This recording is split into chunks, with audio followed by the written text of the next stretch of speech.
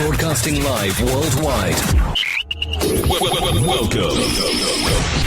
Are you ready? Welcome. Señoras y señores, welcome a Diálogo con Luis Otero.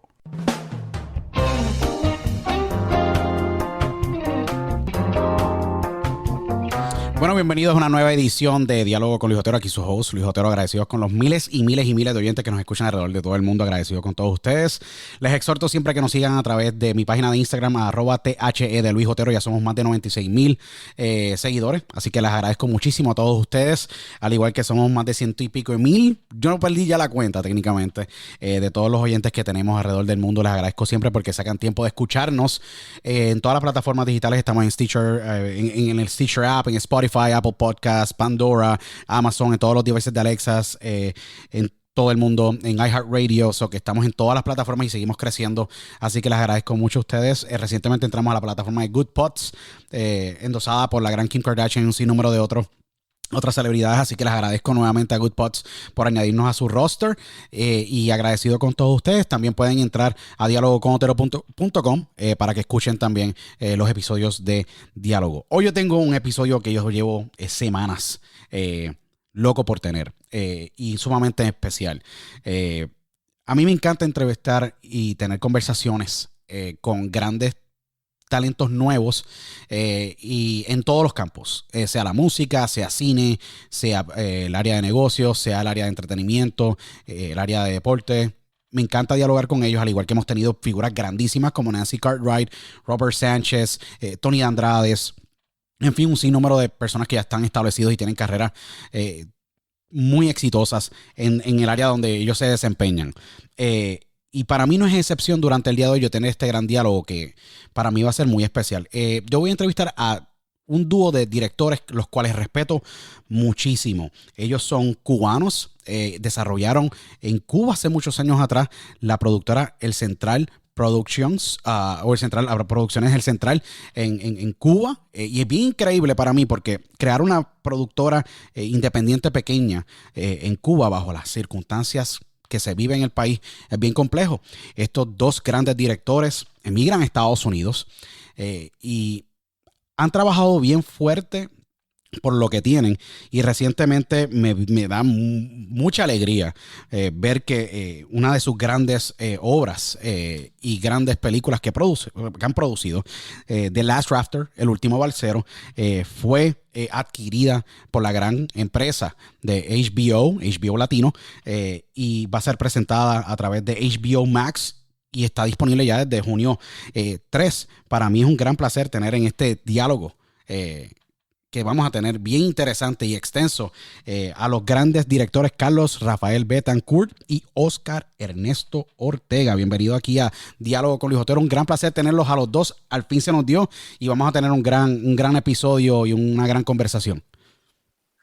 Gracias, muchas gracias. Muchas gracias, Luis. Gracias por tenernos aquí. No, gracias a ustedes por aceptar la invitación. The Last Rafter, y vamos a hablar sobre The Last Rafter en la conversación adicional de donde ustedes son.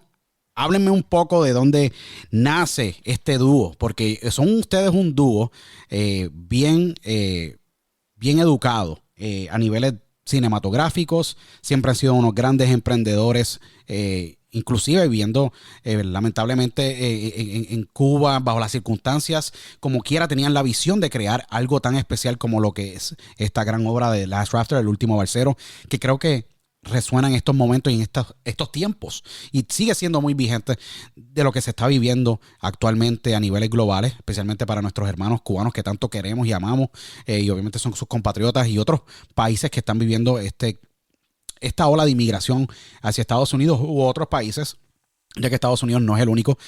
Pero cuéntenme un poco de esta gran travesía y de dónde ustedes obtienen toda esta motivación, ya que vamos a hablar de esto. Pero ¿cómo Carlos Rafael Betancourt y Oscar Ernesto Ortega se conocen en Cuba y cómo fue esa infancia?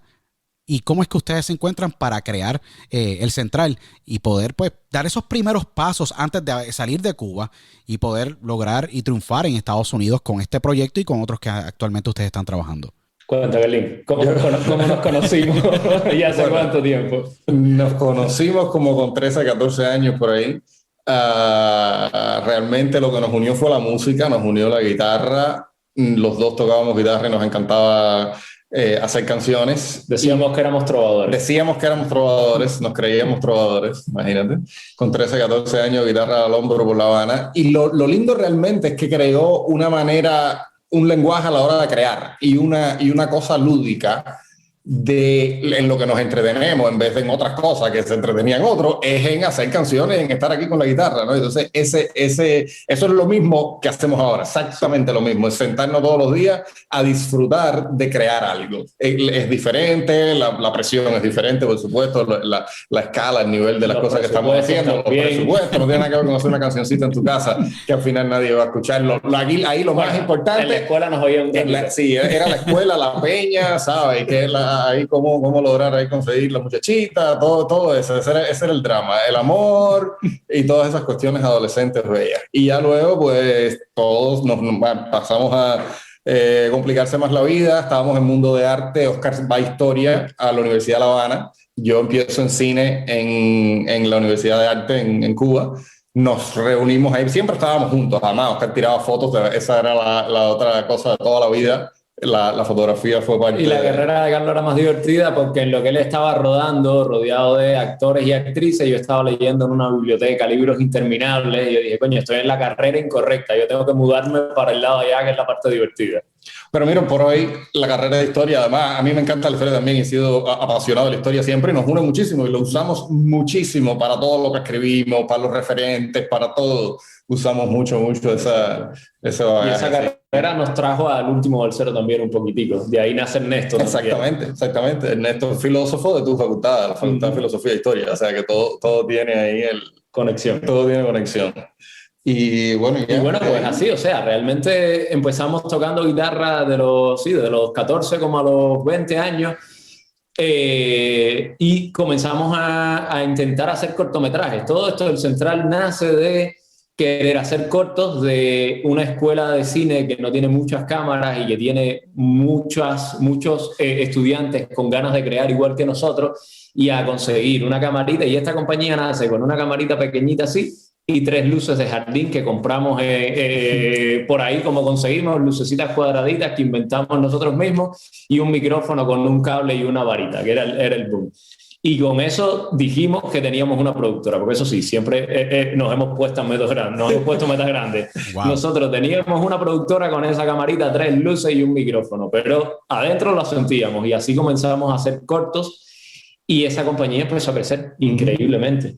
Empezamos a trabajar para Red Bull, empezamos a producir documentales para ellos y lo interesante de Red Bull es que no hacía publicidad, sino introducían la marca en historias que nosotros contábamos y nos daba mucha libertad creativa y la posibilidad de financiarnos esos documentales, que hicimos documentales de todo tipo de cosas, de música, de deporte, de surf.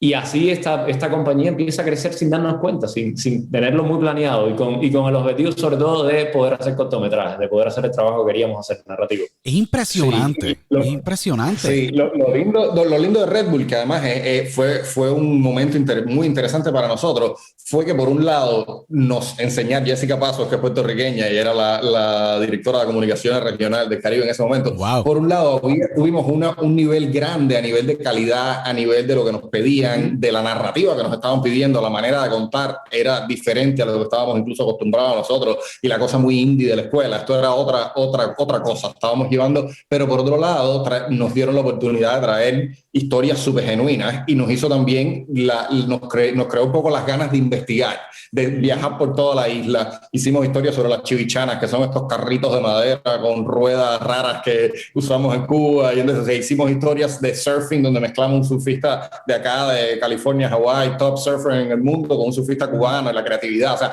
llevamos a Teo Calderón a los carnavales de Santiago. Correcto. Al señor Teo lo llevamos con Cacho López, que es un excelente realizador organizador boricua seguro, también, Cacho con Cacho es tremendo Pues- cinematógrafo y Tego es tremendo, bueno, uno de los mejores exponentes de música urbana. Tego, obviamente, yo trabajo trabajo y tengo mucha relación en el área urbana porque hice radio por muchos años en Puerto Rico y trabajé, y actualmente le consulto a varios artistas como Luigi 21 Plus y Gaby Metálico, productor de Ozuna y un sinnúmero de otras personas del género.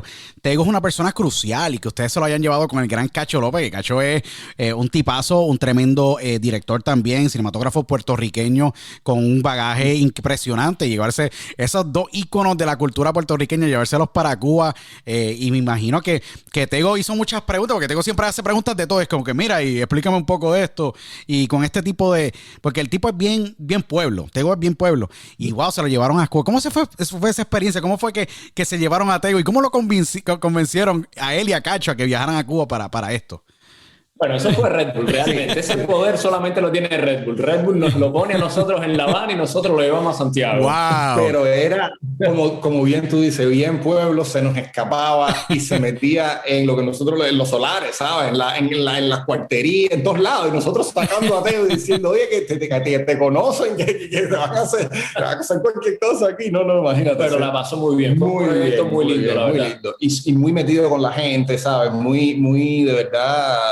Sí, y fue otro de esos viajes por toda la isla, porque nos fuimos desde La Habana hasta Santiago de Cuba. Wow. Que es en el otro lado, Seguro. justamente el área que más cerca está, de hecho, de Puerto Rico, y de Dominicana, sí. Qué impresionante. Pues así fue. Qué impresionante. Nace la pasión con el Central. Es increíble, compraron 3 luces de jardín. Técnicamente, un micrófono improvisado, cámara pequeña. Cuba se conoce lamentablemente por la situación de que no puede obtener todo tipo de tecnología. Ustedes, la pasión pudo más que las circunstancias. Es un gran ejemplo debido a que ustedes no se limitaron y dijeron, tenemos que crear nuestro sueño, tenemos que triunfar ante las circunstancias que estamos viviendo, no importa todas las trabas que ocurren. Se les acerca Red Bull, una mega marca holandesa de bebidas energizantes, la marca más grande, decide que ustedes como cinematógrafos van a tomar la responsabilidad de grabar estos grandes documentales con surfers de posiblemente como un Kalani Rob, un Rob Machado, un Donovan Freaker Raider. Era Ian Wald. Ian Wald, que es una leyenda del pipeline a niveles de surfer. Es un surfer que trabaja a olas de 35, 40 pies en Maui, en Hawái, en Honolulu y básicamente en todo el mundo, porque el tipo ha viajado el mundo entero. Y es uno de estos tipos que yo también respeto, como que el gran Kelly Slater, que técnicamente es la cara del surfing. Pero ustedes hacen este tipo de documentales.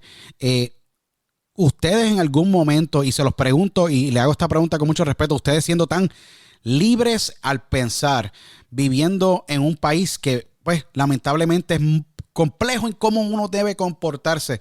Ustedes dijeron, mira, no tenemos miedo aquí, nuestro sueño puede más que cualquier tipo de restricción. ¿Cómo ustedes trabajaban esa situación para ustedes poder grabar y no tener ningún tipo de bloqueo a las ideas de ustedes? Porque me imagino que ustedes tener esa mente bien abierta y poder crear estas campañas con Red Bull le abrió la puerta al mundo a ustedes pensar lo grande que ustedes podían ser y el no rendirse en ese sueño. Pero ¿cómo ustedes trabajaban eso en Cuba, siendo un país que pues se vio un régimen comunista, es un régimen bien opresor, y ustedes eran lo opuesto, tipos libres que querían crear y querían impactar el mundo y poder poner su país en alto a través de su trabajo, pero crear contenido en Cuba, porque en ese momento se encontraban en el país? ¿Cómo ustedes trabajaron todas esas circunstancias para poder lograr lo que ustedes lograron, que técnicamente es una hazaña dentro de las circunstancias que ustedes vivían?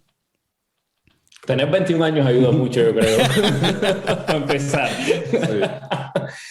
Sí. No, mira, yo te diría que y eso también hay que reconocerlo. Nosotros estábamos hasta cierto punto en una situación de privilegio, si tú lo quieres poner, con el cubano de a pie, porque crecimos con a lo mejor un poquito más de acceso y posibilidades que lo que tiene el cubano de a pie. Y eso nos hizo también pensar en qué haces con eso. O sea, cuando tú creces a lo mejor en los 2 o 3 barriecitos que son un poquito mejores en La Habana, mientras que los amiguitos se la pasan en la discoteca, nosotros andábamos en la tocadera de guitarra y en la bobería, que luego se como que derivó en esto y se volvió serio, ¿no? Entonces tú dices, ok, aquí hay una capacidad de impacto, una capacidad de creación, una autonomía, o sea, todas esas cosas como valores humanos empiezan a resonar en uno mismo y de manera también hasta cierto punto muy genuina y muy de nosotros dos, porque tampoco es que era, o sea, éramos nosotros con un poco de apoyo de nuestras familias y a mí muchísimos amigos que nos apoyaron, muchísima gente que igual se sumaba y muchísima gente también que estaba en la parte creativa, porque tampoco era como que Red Bull era lo único que ahora tú lo cuentas y tú dices, oh, teníamos una gran oportunidad, una gran plataforma. Lo veíamos así, pero también lo veíamos como que hoy estamos haciendo este documental de Red Bull, mañana estamos haciendo un corto con no sé quién, pasado mañana estamos haciendo, y teníamos esa autonomía y esa forma ¿sabes qué? Si la escuela no nos deja o no tenemos los equipos, lo hacemos nosotros. O si hay y ahí empieza a chocar. Hay muchos momentos donde sí tuvimos proyectos que nos tocaron la puerta y nos dijeron, oye, hay actividad enemiga asociada a tu proyecto. Eso es feo. O sea, no lo puedes hacer.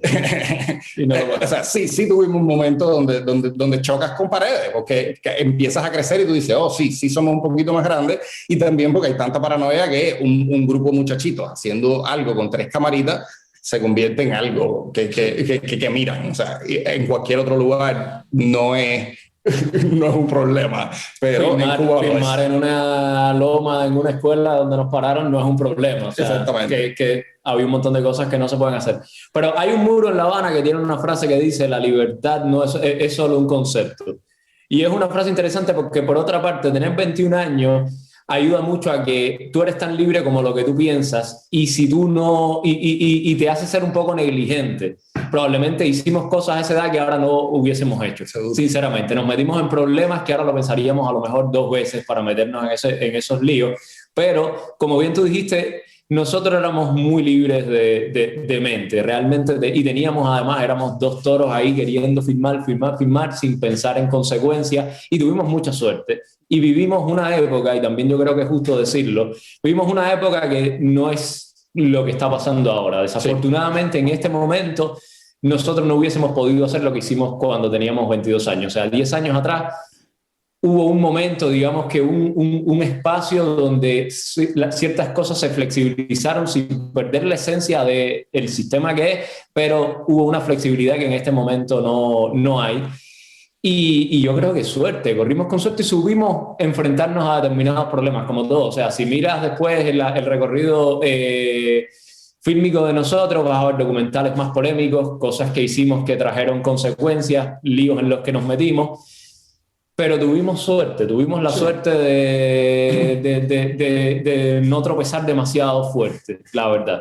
No, y en Cuba es lo que tú decías, en Cuba hay oleadas donde hay más apertura, hay un poco más de relación con el mundo, ¿sabes? Los 90, cada vez que hay como una crisis, que no hay padrino económico real, que no sé cuánto, entonces sí, la isla se abre un poco y te crees que entonces sí va a haber ese momento. Entonces hay negocios privados, hay mejorías. Se está cambiando, Y realmente la gente, no, y se siente la alegría en la gente, o sea, es genuino, aquí no hay nada, o sea, no es que no es solamente el pueblo sufrido, también hay muchos momentos donde el pueblo con ganas y con futuro y con no sé qué. Lo que pasa es que no le crees cuando vira para atrás. Cuando hace de nuevo y vuelve a caer. O sea, es una espiral donde baja de nuevo y vuelves al mismo punto y dices contra.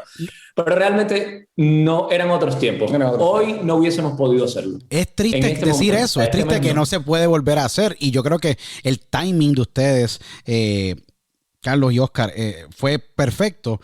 Pero los tiempos vuelven, uno nunca sabe. O sea, correcto. Esperemos que sí. Yo espero que Cuba en su momento sea libre y que la gente pueda poder vivir y ser libre de pensar lo que quieren pensar, porque eso es lo bueno de ustedes. Y esto lo digo abiertamente a los miles que nos escuchan.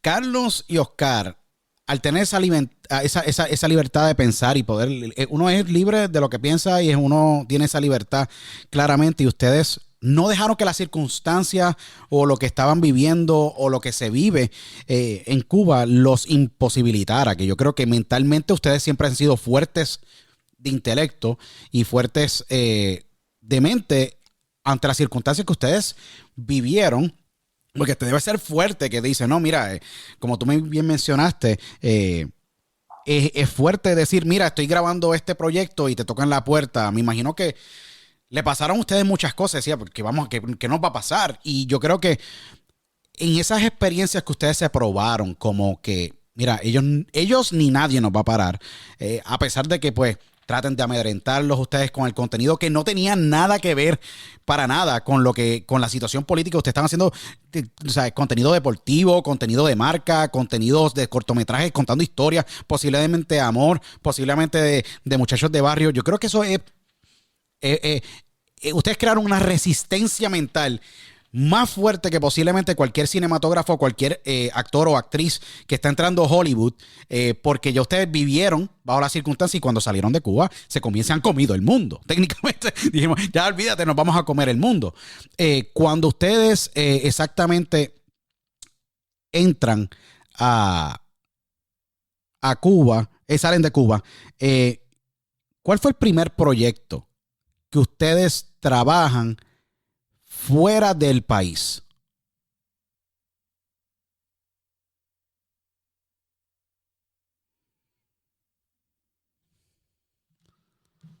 Carlos.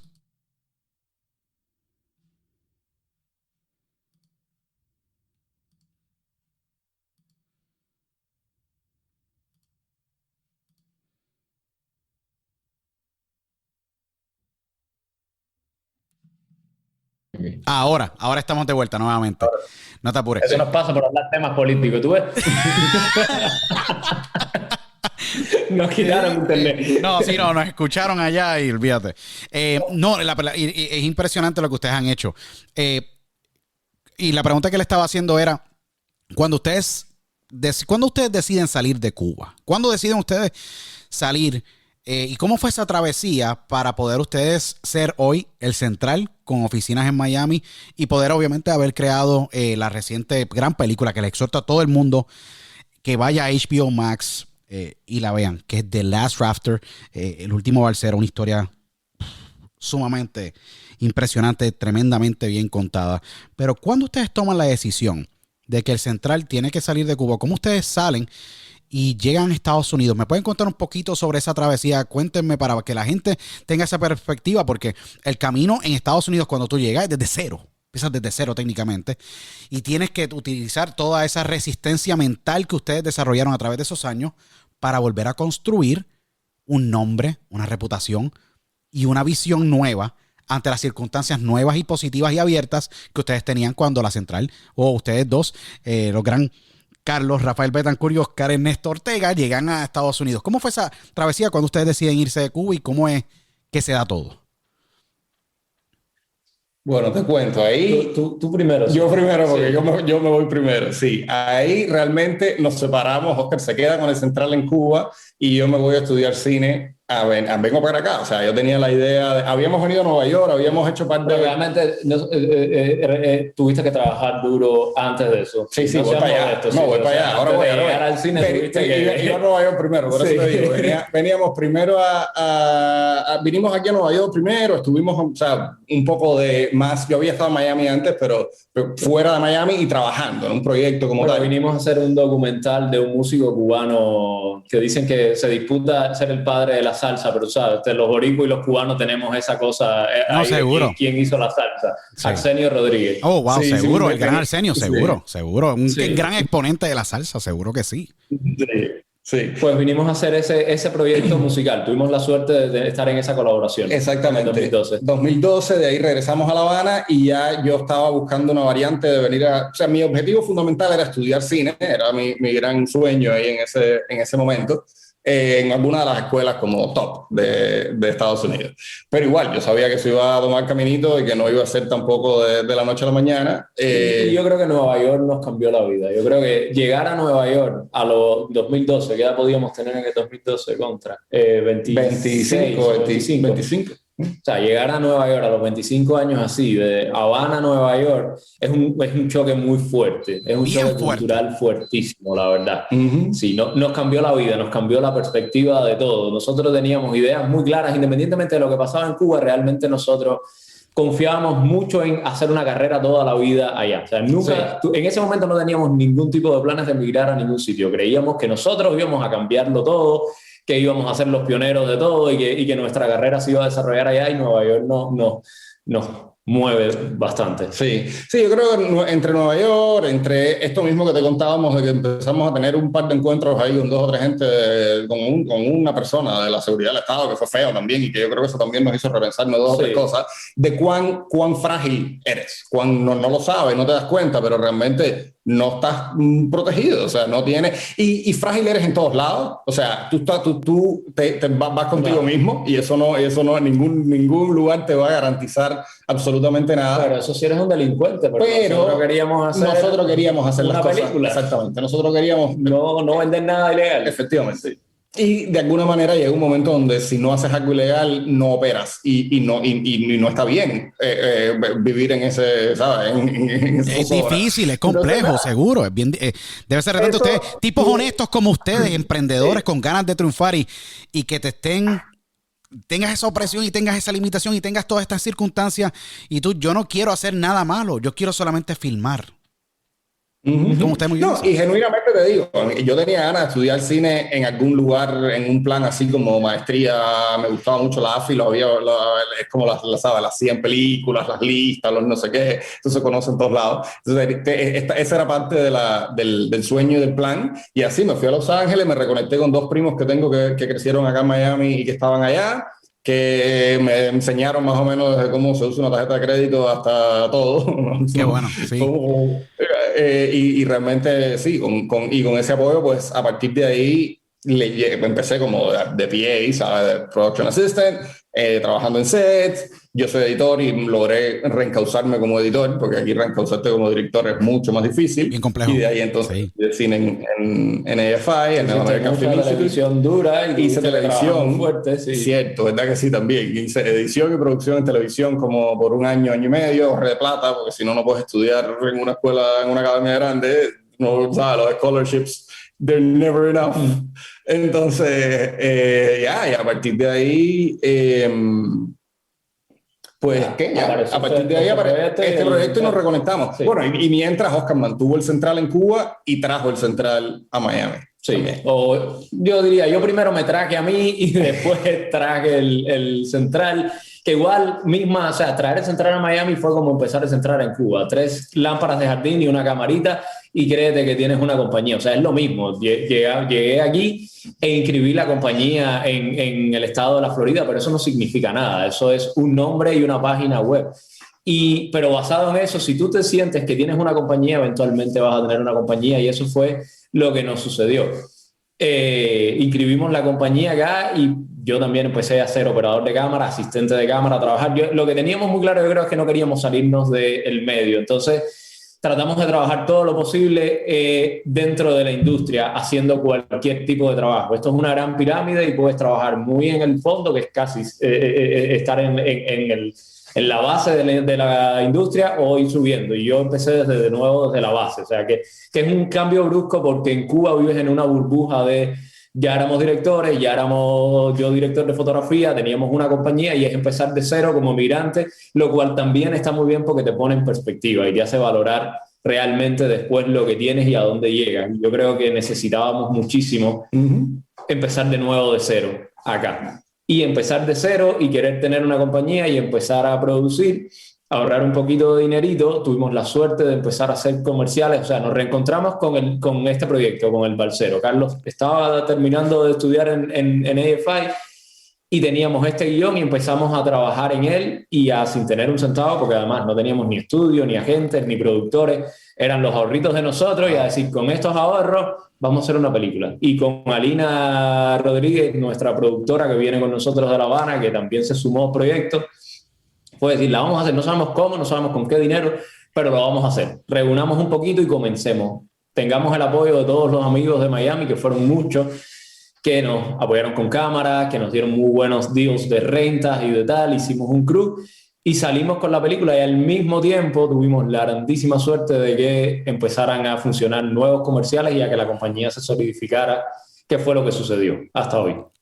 Ustedes me cuentan esto y yo estoy solamente transportándome y tratando de meterme en la cabeza de ustedes de las circunstancias en que ustedes vivieron. Un ejemplo, tenemos a ti, Oscar, que tú llegas después a Miami, y es bien humilde, porque yo emigro de Puerto Rico, radico en el estado de Pensilvania, 1 hora y media de Nueva York. Sé que Nueva York es un cultural shock para cualquier persona, no importa si tú vives en New Jersey, como quiera vas a tener un cultural shock cuando llegas allí a Nueva York, más cuando vienes de Cuba, un país que no tienes rascacielos, todo corre a los segundos, y es bien chocante porque en Nueva York la industria es cutthroat, es directamente a la yugular, todo el mundo está allí para competir contigo, los amigos son bien pocos, hay mucha política envuelta, hay un sinnúmero de circunstancias que te brinda Nueva York y que yo digo, por eso es que ustedes crecieron Cuba tough, New York tough, ¿verdad? Porque ese es el mercado en el cual ustedes llegan acá.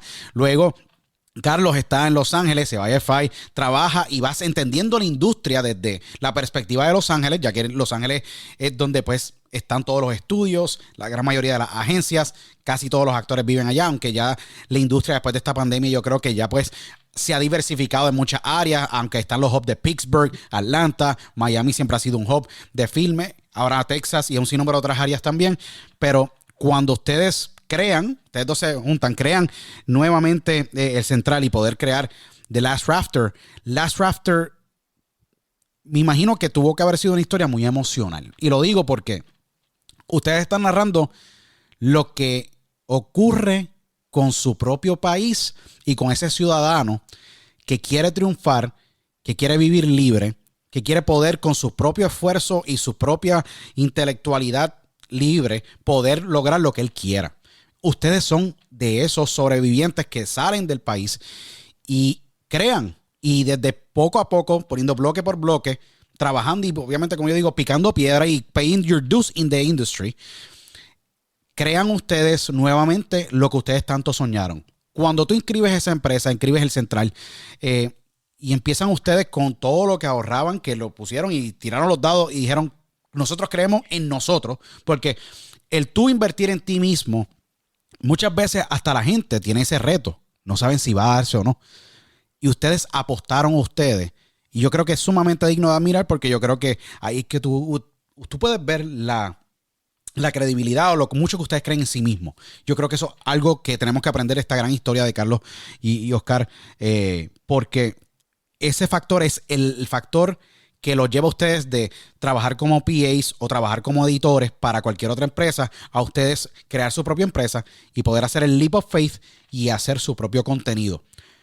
El primer proyecto, cuando empiezan a trabajar ustedes estos comerciales, el Central, me imagino que tú, Carlos, te mudas de Los Ángeles para Miami, ustedes se juntan y empiezan a trabajar, me imagino que en este guión de The Last Rafter, para contar esta historia, me imagino que las emociones personales de cada uno de lo que ustedes vivieron, en algún momento ustedes se tuvieron que entrar en un punto vulnerable mental y psicológicamente y personalmente, porque debe ser fuerte revisitar esa realidad para contar una historia bien contada como ustedes lo hicieron. La historia de ustedes es espectacular. Me imagino que tuvo que ser un proceso bien humilde. ¿Y cómo fue ese proceso? ¿Cómo fue que ustedes dijeron, vamos a hacer esta historia? Yo creo que es momento de poder crear algo digno que cuente una historia real, donde se cuente de lo difícil, lo complejo, lo gratificante, lo retante, pero la historia de superación de lo que viven hermanos como nosotros. ¿Cómo fue ese proceso y cuándo es que se da? ¿En qué proceso de este gran journey que ustedes han tenido con el Central es que Last Rafter nace? ¿Cómo fue ese proceso? ¿Fue una noche que ustedes estaban dándose unos cubanos o bebiendo vino que ustedes dijeron, vamos a hacer esto? ¿Cómo es que nace la idea? No fue exactamente así. La verdad, la idea, bueno, yo estoy seguro, tanto Carlos como yo, queríamos hacer una película desde hace mucho tiempo. En Cuba intentamos, tenemos un formato que le decimos mediometraje, que de hecho aquí no se usa tanto, y no llega a ser una película porque le faltan 10 minutos, pero no es un corto porque le sobran unos cuantos. E hicimos ese proyecto, que de hecho fue el proyecto con el que Carlos entró a IFI, que se llamó La Isla de Corcho, que es una sátira también y es una historia muy bien escrita por Carlos, pero es casi una película, pero no es una película. Yo creo que eso lo teníamos adentro y hay que ser sinceros, o sea, teníamos la necesidad imperiosa de hacer una película. Luego, cuando quitan la ley de los pies secos, pies mojados, eso fue una noticia dura, porque aunque nosotros estábamos allí, ya eso no nos afectaba, realmente cambia un poco el curso de la historia de Cuba y de lo que ha sucedido, de lo que ha ocurrido en los últimos años hasta hoy, en qué iba a pasar con los cubanos, con las esperanzas de los cubanos y tal.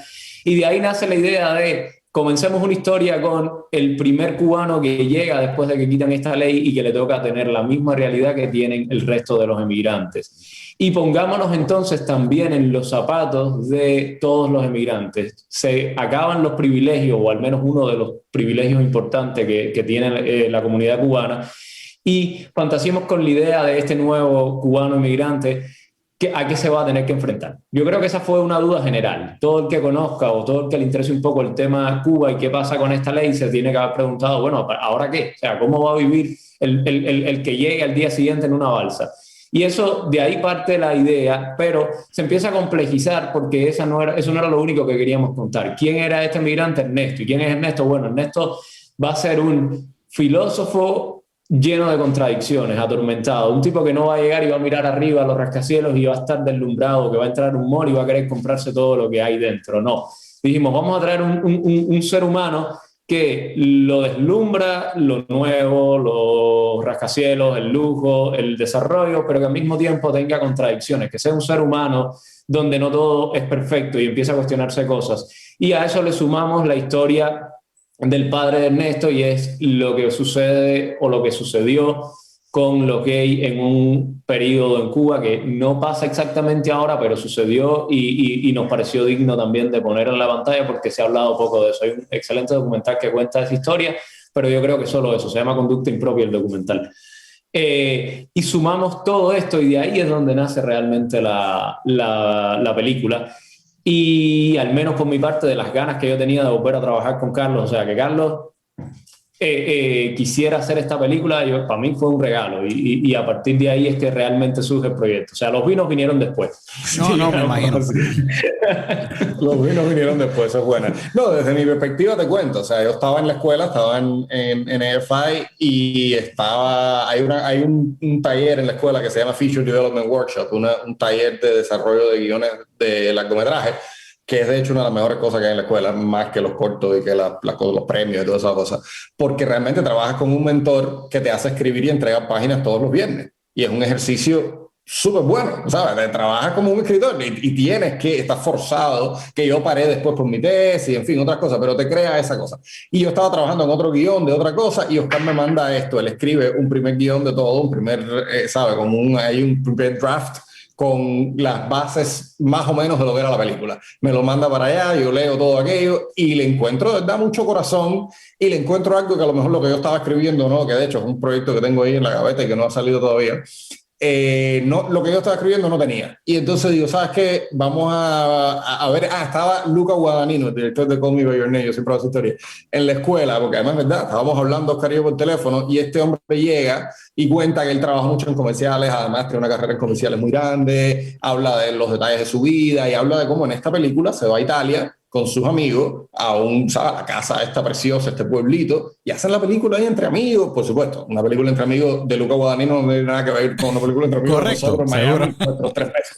Pero de todas maneras, o sea, al final el concepto era el mismo. Yo salí muy inspirado de ahí y dije, pues, ¿sabes qué? Vamos a hacer esto, vamos a darle y vamos a ver qué pasa. Y así mismo fue. Vine para acá, para Miami, no me mudé del todo completo, pero casi.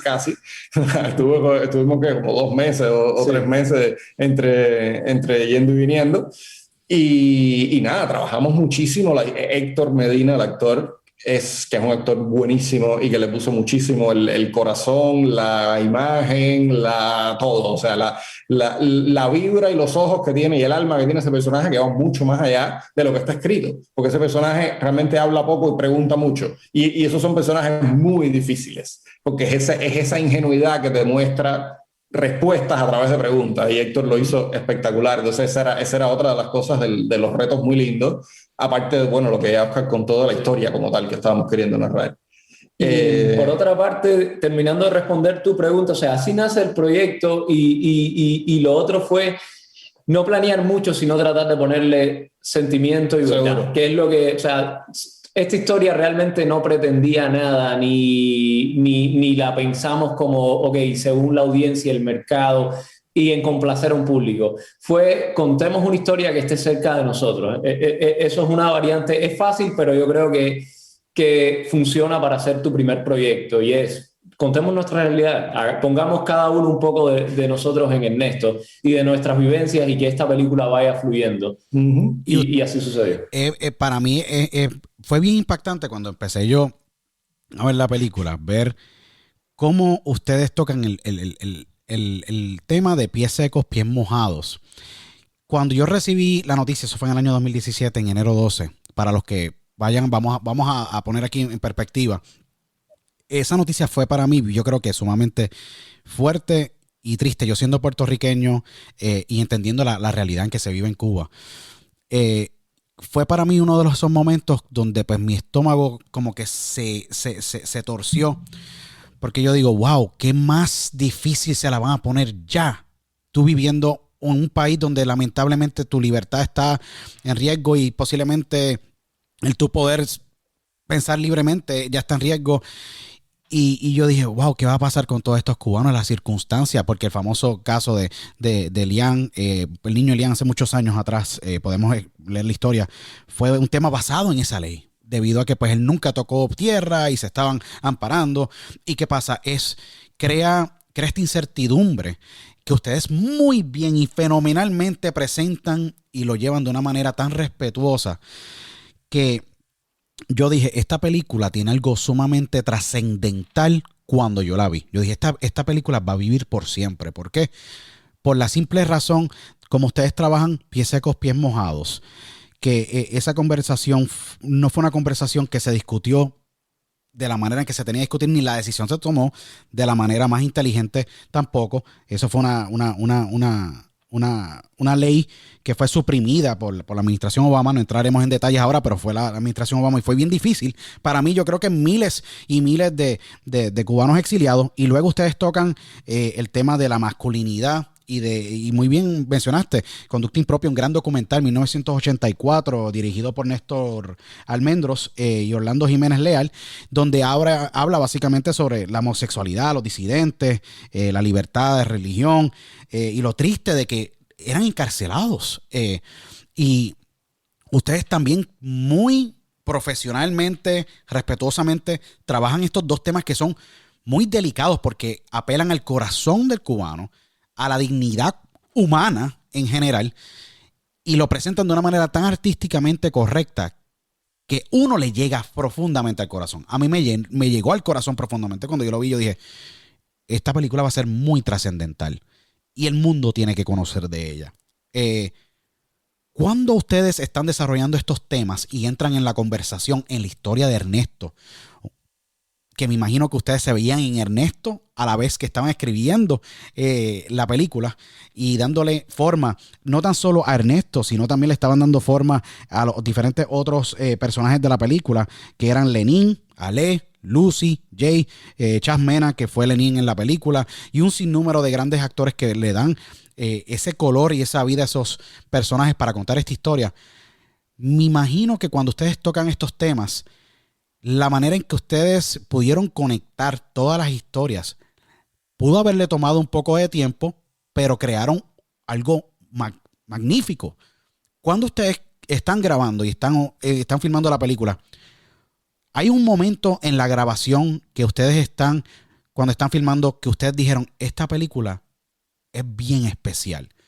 Y creo que logramos nuestro objetivo de poder contar una historia digna para que el mundo la observara. ¿Les pasó ese momento por la mente que ustedes dijeron, creo que tenemos algo muy especial aquí que el mundo va a poder ver por muchos años? ¿Les pasó eso por su mente? Porque yo creo que a mí como televidente y como consumidor de la película, me llegó bien al corazón. Yo creo que la hicimos con menos, no sé si habrá algún momento, pero la hicimos más con la pretensión de hay que sobrevivir. Estábamos tan concentrados en sobrevivir en el rodaje, ¿sabes? Y en llegar a la siguiente escena y en que no teníamos, ¿sabes? Que no creo que hayamos vivido o que nos hayamos dado cuenta de la dimensión de la película hasta después. Y de hecho, gracias por tus palabras. De La verdad, verdad, comentarios muy lindos que nos estás diciendo. No, es que de respetar. La historia fue espectacular. La historia es espectacular. Por eso lo digo. Ustedes trabajaron un medio cortometraje, pero tocaron estos dos temas que usualmente la homosexualidad y estos temas bien fuertes que pues en Cuba pues se les arrestaba, se entraban en prisión, igual pies descalzos, la situación que va a pasar en el futuro con los que quieren salir del país.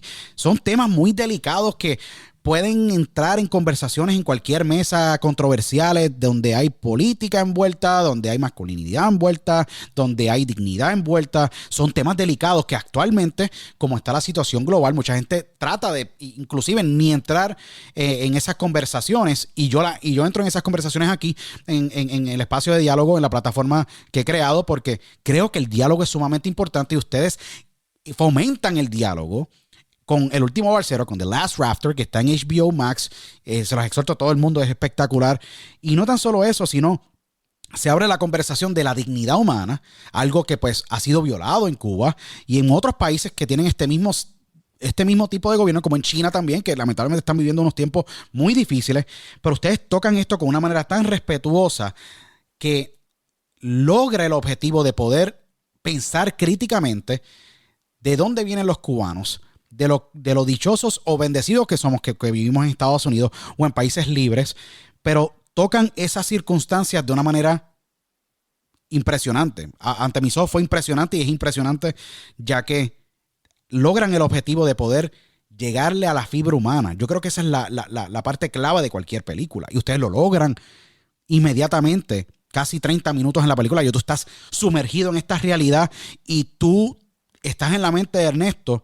Y a mí me dio hasta un poco de ansiedad. A mí me dio ansiedad viendo la película por la simple razón de que, wow, tú sabes, todo lo que tiene que pasar él para poder sobrellevar todos estos obstáculos en esa travesía. Pero los presentaron tan y tan bien que llegan a la fibra humana, que yo creo que es digno de admirar, yo habiendo visto muchas películas, pero el objetivo de crear conversación. Gracias, pero es que ahí está el punto, tú lo has dicho, es el diálogo. Cuando tú tratas de abrir un diálogo y no tratas de imponer tu punto de vista, sino simplemente tú presentas tus argumentos de forma respetuosa y estás completamente abierto a que el otro también te presente sus argumentos, sin juzgar, simplemente conversar. Es tratar, da igual cuán diferente pienses a mí. Yo quiero tratar de entender tu punto de vista, eso no significa que voy a estar de acuerdo, pero con respeto entenderlo y con respeto proponerte el mío. Y eso quizás fue lo que tratamos de hacer con la película, que tampoco lo hicimos sinceramente a propósito. Fue un proceso muy espontáneo donde, como Carlos dijo, estábamos tan sumergidos en poder hacer la película, en realmente poder filmarla y en que tuviese un poco de pies y cabezas en términos dramáticos y en términos de estructura, que todo el subtexto de la película yo creo que vino solo, que vino con los textos que fuimos escribiendo sin pensar mucho. Nos sentábamos y escribíamos en la noche, en el día, hablábamos por teléfono y así iba fluyendo. Y tratamos y eso sí creo que fue de las pocas cosas que hicimos adrede, de no poner un punto de vista, de no decir nosotros creemos esto viene como un cuño en la película. No, nosotros ponemos preguntas en la película y que cada persona decide encontrar cuál es su respuesta. Yo estoy seguro que cada persona que vea la película puede tener un criterio totalmente diferente. Yo diría que si hay una escena en la que nosotros recién terminada, y recuerdo que Carlos me lo dijo cuando terminamos esa escena, que la vimos, que nos llamó la atención y que conversamos sobre ella, es la escena donde él está en la manifestación y comienza a gritar. Yo creo que esa fue una escena donde miramos y dijimos, esta escena nos gusta, o sea, esta escena nos despierta algo, ¿no? Nos despierta cosas lindas. ¿Te acuerdas de eso? Sí, yo creo que sí, fue esa escena que la debatimos y no. dijimos, coño, esta escena la verdad que valió la pena haberla hecho. Ojalá funcione. Esta escena va a quedar. Sí. Y además se sintió bien, sobre todo por lo contradictorio, por lo mucho que encierra yo creo que es de los primeros momentos de Ernesto. No quiero tampoco. No nos cuentes todo. No, la gente tiene que ir a HBO Max y verla porque es. Tiene que ver esta película.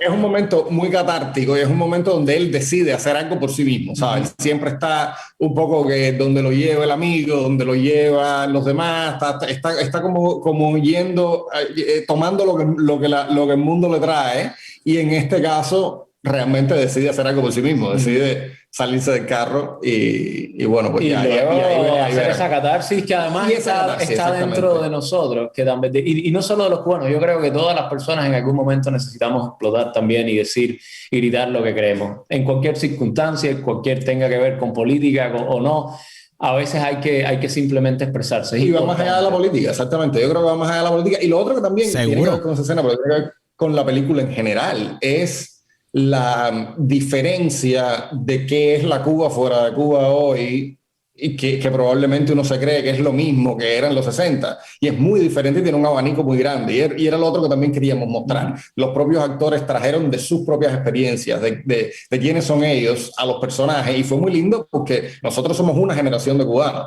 pero Chas es otra. Y Cristina García es otra. Y entonces, y Carmen Peláez. Carmen es Peláez, otra. que seguro. Que es bien cool porque ustedes dos, siendo directores, siendo estos visionarios del cine cubano y filmando con compatriotas de ustedes, contando esta historia sumamente personal para ustedes y para todo cubano e inmigrante en el mundo, porque cada país tiene sus circunstancias, si uno se quiere mover o no. Ustedes permiten que creativamente los actores también brinden creatividad, autenticidad a cada rol. Algo que yo creo que demuestra el nivel de madurez, de respeto y de visión que ustedes tienen a la hora de filmar, porque yo creo que muchas veces cuando tú recibes un script, muchas veces los actores me han contado y hemos tenido tremendos actores acá y actrices y me dicen, mira, este es el script, yo trato de preguntar, si me dicen que este es el script y me tengo que mantener el script, me quedo en el script. Ustedes libremente dejaron que creativamente todo fluyera para beneficio de nosotros los que vemos este gran proyecto del Último Balsero en HBO Max, y lo vuelvo a repetir todas las veces que sean porque es un proyecto que todos deben ver y por eso es que tengo aquí estos dos grandes directores y los recuerdo a todo el mundo. Para mí este ha sido, y todavía falta bastante de este diálogo, pero ha sido súper enriquecedor porque ver una generación como ustedes son de mi misma generación. O sea, yo tengo 33 años, somos emprendedores tratando de poder luchar en el mundo en que vivimos. Y ustedes, Carlos y Oscar, lograron eso dándole esa creatividad también y esa libertad a los actores de diferentes generaciones poder contar su historia adaptada a la historia del Último Balsero. Cuando ustedes se sientan al final de grabar esta gran película, me imagino que ustedes limitados en budget y todo lo demás, porque ocurre, porque obviamente ustedes estaban, haciendo villas y castillas para crear un proyecto de pasión que ustedes tenían. Cuando ustedes se van a la mesa de edición, que esa es la mesa donde Carlos se sienta, ¿cómo fue el proceso de poder montar visualmente todas esas horas y llevarlo a 1 hora con 29 minutos? Fue, me imagino que bien difícil poder. No quiero dejar esa escena, pero creo que esta escena es mejor. El editor es esos ojos, y ustedes son directores y editores. ¿Cómo fue la experiencia de llevar todo lo grabado, todo lo vivido a la mesa de edición y poder contar la historia y darle sello final a ese proyecto que ustedes tanto querían? ¿Cómo fue? Cuéntame. Fue duro. Fue duro. Fue largo. Fue largo, fue duro, fue difícil. O sea, era también, aprendimos muchísimo durante la edición de la película. La edición fue también una escuela y reescribimos la película. Exacto. En edición. Wow. El último guión real fue en la mesa de edición. Y eso era, ¿sabes? Yo montaba clipsitos, se los iba mandando a Oscar, trabajábamos, ¿sabes? Me mandaba notas, así, íbamos todo el tiempo mientras estuvimos remotos, luego trabajamos juntos, le dimos otro pase completo a la película, la mandamos a 2 o 3 rondas de festivales y tal, se la mandamos a alguna gente, tuvimos 2 o 3 screenings, tuvimos un par de screen tests de pruebas de visionaje. Y finalmente dijimos, pues sabes que tenemos que plantearnos un montón de cosas aquí y reescribir la película. Y así hicimos 2 versiones grandes de la película, o sea, con cambios medulares. Y la segunda es la que todo el mundo vio. La segunda es la que vio el mundo. Sí. Pero sí, hubo mucho material que grabamos y que estuvo en la película de manera diferente. Y mucha gente nos dice, no se nota, o sea, no parece una película con tanta improvisación o con tantos movimientos, pero sí los tuvo, sí tuvo muchas piezas, y justamente fue por eso, por nosotros encontrar cuáles son los mejores elementos dentro de todo lo que tenemos y cuál es la manera más efectiva de contar esta historia. Y como tú también decías, teníamos tanto por contar y teníamos tantas cosas que queríamos decir con la película, que parte del asunto fue cuánto decimos de cada tema, cuánto decimos de cada storyline, cuánto quitamos, cuánto no hace falta. Lucy tenía mucho qué camino coger, ¿Y qué camino coger? Tenía muchas avenidas y hubo un momento que hubo que decidir finalmente cuál es la avenida principal de esta película, y con el dolor de nuestra alma desechar escenas importantes, escenas caras a nivel económico y estético, escenas que nos gustaron y que hubo que eliminar. Cuando... Sí, fueron y hasta cierto punto, eso es algo que cuando tú lo ves en películas de estudio lo hacen todo el tiempo. O sea, en EFI así te educan. Lo que pasa es que en el cine independiente no se hace por una cuestión de dinero, por una cuestión también de que yo creo que los directores y el auteur movement, el movimiento del autor que te lo sabes todo, no le gusta un poco que mostrarte vulnerable y decir, ¿sabes qué? Grabamos 4 horas de película y de ahí no funcionó todas estas escenas y las botamos y no pasa nada, ¿sabes? No fue nuestro caso, no tuvimos 4 horas de película. No tuvimos 4 horas de película para nada, pero hay una muchos escena casos linda que se iba para otro lado. Y muchos casos que uno sabe que sí pasa y que luego no, ¿sabes? Entonces, y a nosotros sí quisimos muy humildemente desde el principio decir que esta es nuestra escuela. Este es nuestro proyecto, que por suerte no tenemos un productor detrás contándonos las horas y los tiempos. De aquí, ¿qué es realmente lo que vale? ¿Qué es realmente lo mejor? ¿Qué es realmente lo que le queremos mostrar a nuestros nietos?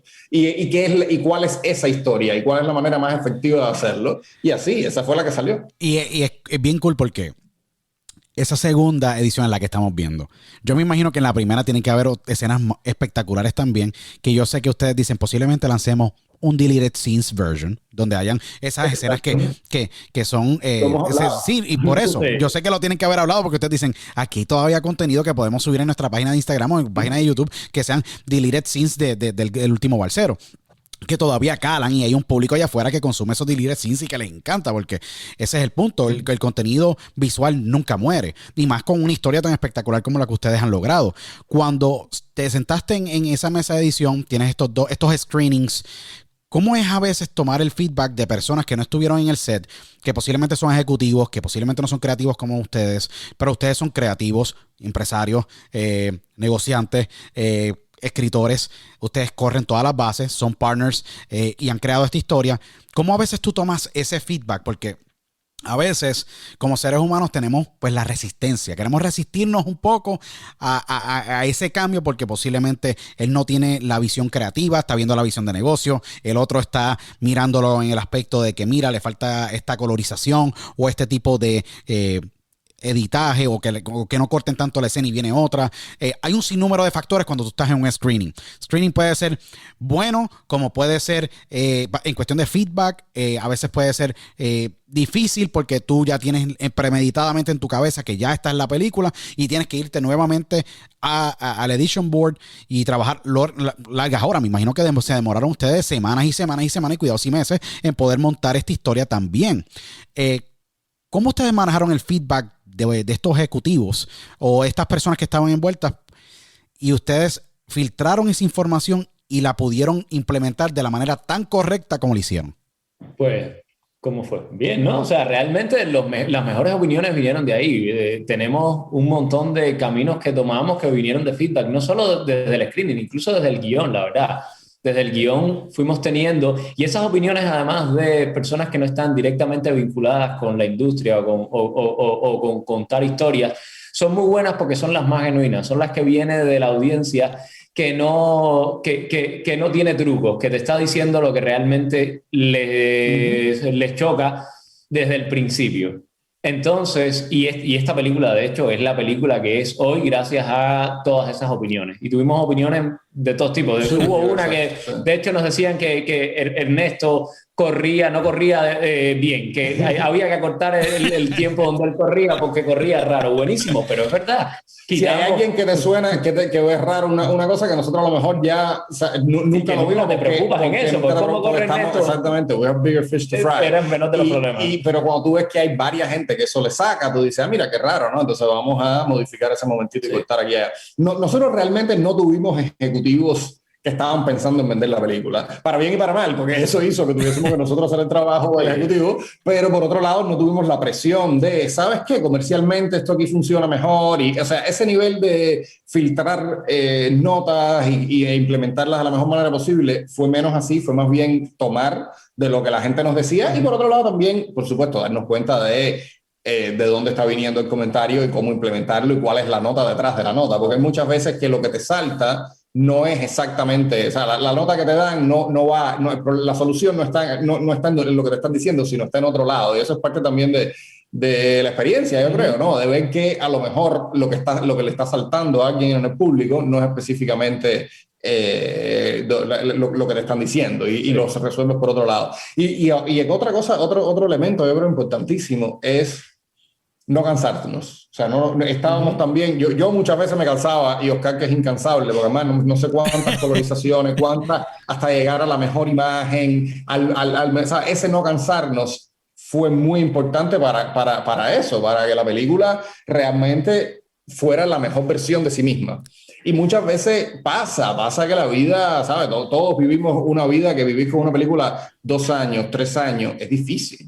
Llega un momento donde tú dices, ya, es lo que fue, hay que dejarla ir y no, y todavía le puedes sacar un poquito más y todavía da algo más bonito. Y no la seguimos editando porque ya el Dios no nos deja, porque si no todavía hay un par de cositas que se le puede hacer, pero ya por contrato no podemos tocarla más. No, definitivo. Y la dinámica de ustedes es súper cool. A mí me encanta porque ustedes son panas, se llevan bien brutal.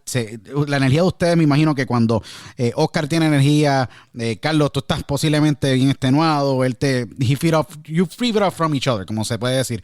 Ustedes los dos se contagian. Sí, no, porque como directores, como editores, como profesionales, eso pasa. Y ustedes están viviendo toda esta travesía juntos, porque el Central técnicamente tiene más de 10 años ya, ¿me entiendes? Y es bien, bien brutal porque ustedes se llevan esto de Cuba, llegan a Estados Unidos, crean este proyecto del último balsero en HBO Max, espectacular. Obviamente vamos a hablar de cómo llegan ustedes a HBO Max porque esa travesía te dicen 10,000 no y uno te dice sí.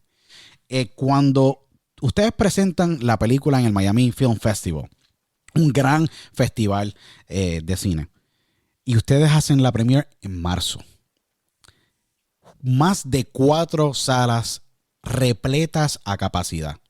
Sé que el mercado allá, esta historia resuena en Miami, pero resuena en New Jersey, pero resuena en Nueva York, resuena en España, resuena en Centroamérica, Suramérica, en el mundo entero. Cuando ustedes ven que tienen más de 4 funciones llenas a capacidad, yo sé que ustedes los nervios los tenían en las nubes. Va a ser el primer screening masivo con la producción final. ¿Qué momento en esos screenings, cuando ustedes reciben la noticia de que se vendieron todas estas funciones, pero qué les pasó a ustedes por la mente cuando ustedes reciben esa reconfirmación?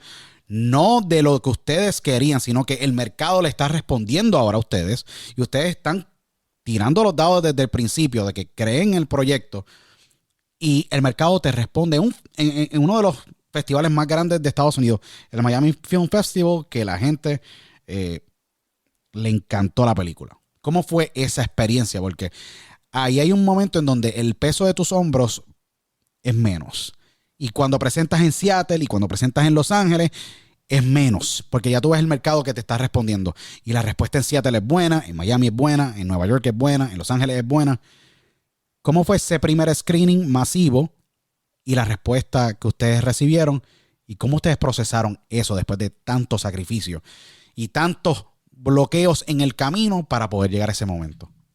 Pues bueno, Miami, lo primero sí, con mucho nervio, ese primer screening, tanto que yo creo que no nos podemos acordar bien de qué pasó por nuestras mentes. O sea, yo creo que eso es algo que tú vives ahí y tú no te enteras de nada, sí. Y cuando termina, o sea, es casi como no haber estado. Mucha felicidad y siempre la cosa de lo logramos. Primero es un homenaje para todo el equipo de producción que trabajó durísimo, porque además todo esto no se puede lograr si no tienes un equipo de producción que deje la piel ahí. Si no, Carlos y yo solos, por más empuje que tengamos, no podemos. Esto es un oficio de grupo, de equipo. Una película no se hace solo con 2 directores. Entonces, si no es por todo el crew, no hubiésemos llegado aquí, y tener la oportunidad de sentarlos a todos en un cine y decirles, señores, todo esto por lo que tanto trabajamos está ahí adelante ahora, y vamos a disfrutar y a celebrar que llegamos hasta aquí. Eso reconforta mucho, pero estábamos muy nerviosos. Lo otro es que sí, vendimos 4 funciones, pero desafortunadamente Con pudimos el hacer COVID. solamente una. Correcto, sí, pero por lo menos Cae pudieron todo. vivir, O sea, imagínate se vivieron eso, una porque ustedes. abajo era igual. Correcto, se vivieron una ustedes por la situación de COVID. Como quieran, se vivieron una que ya les da la reconfirmación de lo que posiblemente vaya a ocurrir, porque ya habían 4 plus more vendidas. Ustedes empiezan a presentar en otros festivales, en el Santa Fe Independent Film Festival, hacen Seattle, hacen San Francisco, hacen Oklahoma, hacen Boston, hacen Montreal, Canadá, hacen Madrid. O sea, el circuito de festivales, ustedes lo trabajan, pero con una dedicación impresionante. La respuesta del público está ahí. Hay ejecutivos que van a ver películas para poder comprar y poder, obviamente, adquirir derechos para distribución, etcétera. Cuando le da, ven, ustedes están en esa primera función, no se les pueden dar las demás. ¿Cómo es que desde el año pasado, y cómo es el proceso de que ustedes llegan hasta las oficinas o llegan hasta HBO? Porque me imagino que ustedes tuvieron que haber tenido un sinnúmero de ofertas de un montón de empresas que valoraban el producto y que querían llevarlo ahí. Ahí es que la parte se pone compleja, porque tú eres celoso del producto que tú creas. Luego el central se sienta con los 2 funcionarios, que es Oscar y Carlos, y la mente de director y creativo cambia a la de un empresario, y entender dónde podemos obtener no tan solo la maximizar financieramente el return de la inversión que ustedes hicieron, pero en qué compañía va a respetar la historia, la va a mercadear, la va a poner al frente de suficientes personas para que las personas puedan consumir y poder inmortalizar ese material para que tenga larga vida e impacte generaciones tras generaciones, porque las películas son estas piezas que pueden ser buenas películas que trascienden, y otras películas que no son tan buenas pero tienen vida. ¿Qué pasa? Esto es una pieza maestra hecha por el central, y ustedes me imagino que dijeron, tenemos que hacer estas preguntas, porque esto es un proceso. Ustedes están en la universidad, como ustedes dicen, por más que tenían 10 años, están hablando con ejecutivos de altas empresas para ver quién adquiere los derechos de distribución, sea por territorio o sea a niveles globales. Cuando llegue esa oportunidad, ¿cómo es que ustedes 2 se sientan como empresarios? Ahora pensando como empresarios, ¿y cómo vamos a escoger la compañía que va a distribuir nuestra película, nuestra obra que tanto hemos creído y hemos desarrollado y hemos invertido tantas horas de nuestra vida? Porque esa decisión es bien difícil, porque tú no sabes qué va a pasar. Tú no sabes cómo internamente un ejecutivo o un board of directors o básicamente un COO, un CEO o un vice president va a mirar la película a niveles de cuánto dinero vamos a invertir en mercadeo, cómo la vamos a distribuir, y esas partes a veces no están en control de los cinematógrafos como ustedes, que son los empresarios que crean la película. Fue difícil tomar la decisión de poder llegar a HBO. ¿Cómo fue la travesía para llegar ahí? Porque hay una historia luego de la película muy fascinante que llega a junio 3, 2021, cuando se presenta en el mundo entero la película del último balsero, The Last Rafter, en HBO Max. Y no es una compañía con larga historia de apoyo, no tan solo en HBO Latino, pero con mucha historia a niveles globales. Pues comienza realmente desde la ronda de festivales, la verdad. La historia viene o sea, Miami se acaba y a partir de ahí hay que replantearse el camino, que no es el camino, yo creo que viene ocurriendo en la distribución del cine desde que el cine existe. Vas a un festival presencial, tienes una reunión con ejecutivos, te tomas unas copas de vino, conversas con él, buscas un agente y sucede. O sea, el mundo cambió para todos en todos los mercados. En el 2020 tuvimos que empezar de cero, nos cambiaron las respuestas de la vida. Y también a nosotros. A partir de ahí es qué camino vamos a recorrer, y tuvimos la suerte de ir a Los Ángeles International Film Festival, Los Ángeles Latin International Film Festival, la LIF, y ahí es donde yo creo esto que dices de haber hablado con muchos ejecutivos, ahí es donde sucede. Ahí tuvimos muchas reuniones, no solo con ejecutivos de acquisition, sino ejecutivos de desarrollo de proyectos, y nosotros siempre tuvimos claro que queríamos que la película estuviera en una plataforma que le pudiese dar visibilidad. Eso para nosotros era lo más importante, incluso que el monto en el cual pudiésemos licenciar o vender la película. Lo importante era llegar a una plataforma que pudiese hacer que la historia caminara. Nuestro objetivo es que esta película la vieran muchas personas y que estuviera en una plataforma que funcione y que además respondiera a los intereses de la historia que nosotros queríamos contar. Y HBO yo creo que es esa plataforma, no podría ser una mejor. Sí. Y Carlos es un excelente trabajador y sabe mandar correos, sabe contactar a la gente, sabe venderte algo. Ahí ese es el departamento de él. Realmente él sabe muy bien hacer gestiones. Ahí es más que todo, intentamos, ¿sabes? Como se dice, scrappy, desde cero técnicamente. Desde cero. Hay una cosa interesante y es que como es menos la dinámica de la fiesta donde todo el mundo está tomando tragos y tienes que hablar con el ejecutivo y que hagan tiempo para ti con la música alta, y es más este nuevo mundo del Zoom, y hace que realmente quien quiera hablar contigo esté interesado en hablar contigo, ya te da un mínimo de un leadway, ¿no? Entonces eso nos ayudó. Que eso fue lo que nos pasó, la verdad, que ellos, los ejecutivos, nos escogieron a nosotros, sinceramente, más que nosotros a ellos, que es lo que sucede en la dinámica del festival. En la dinámica, quién es y bajas para arriba del tipo. Y ellos están sentados, y ellos están tranquilos, ellos tienen a todo el mundo arriba de ellos. Aquí, como además la pandemia estaba un poco que choqueando a todo el mundo, también había unas ganas de parte de ellos de conocer gente nueva, de ver quiénes son los cineastas que están ahí, y la historia de nosotros, de que teníamos 4 screenings que se cancelaron, que no sé qué, es como que la gente... Que fuimos al Opening Night de en ese festival, que es la otra, que es donde más reuniones tuvimos, y ellos, por supuesto, nada. Y la LIF fue una plataforma excelente para nosotros, y darnos la oportunidad de abrir el festival también nos ayudó muchísimo. Puso la película en muy buena posición. Exacto, de nuevo, historias que normalmente que son como la oportunidad que uno la ve y la agarra. La LIF este año lo abrió In the Heights, que es una película inmensa, seguro. Miguel Manuel, seguro. Exacto. El año pasado, ¿qué pasó? Que como todo se fue online y todo estaba incierto, muchos productoras grandes, muchos estudios dijeron, pues, ¿sabes qué? No mando nada a la LIF. Y nosotros dijimos, pues, ¿sabes qué? Claro que sí. Y sí, nos ofrecieron abrir con nuestra película y dijimos, pues, claro que sí. O sea, Y ese festival creció sobre eso, porque de pronto se llenó de nuevo de películas. Tuvo un momento así y de pronto el festival se organiza de una manera tremenda. Yo creo que, de hecho, el 2020 para la LIF fue un antes y un después. Fue un antes y un después, correctamente. Y es un festival que crece y nosotros crecemos con ello. Entonces son esas historias lindas que a veces no te lo esperas o no lo estabas planeando, pero por otro lado pasa. Entonces, nada, teníamos ahí desde los grupos de desarrollo de estas compañías tipo HBO Max, logramos llegar a los contactos de adquisición que a veces son más difíciles de lograr. Seguro. Porque quieren hablar directo con un estudio o con un agente, pero la persona que trabaja en desarrollo quiere conocer a cineastas jóvenes. Entonces sí fue. Conocimos a alguien de desarrollo llegamos a adquisiciones, y en adquisiciones hablamos con la ejecutiva. El mercado está cambiando también, que es una cosa interesante. El mercado todo en sentido general, yo creo que la pandemia ha hecho que todo cambie también, y el mercado está cambiando, y en este momento es más posible eso, que 2 directores hablen directamente con un agente de acquisition y empezar a negociar entre nosotros mismos.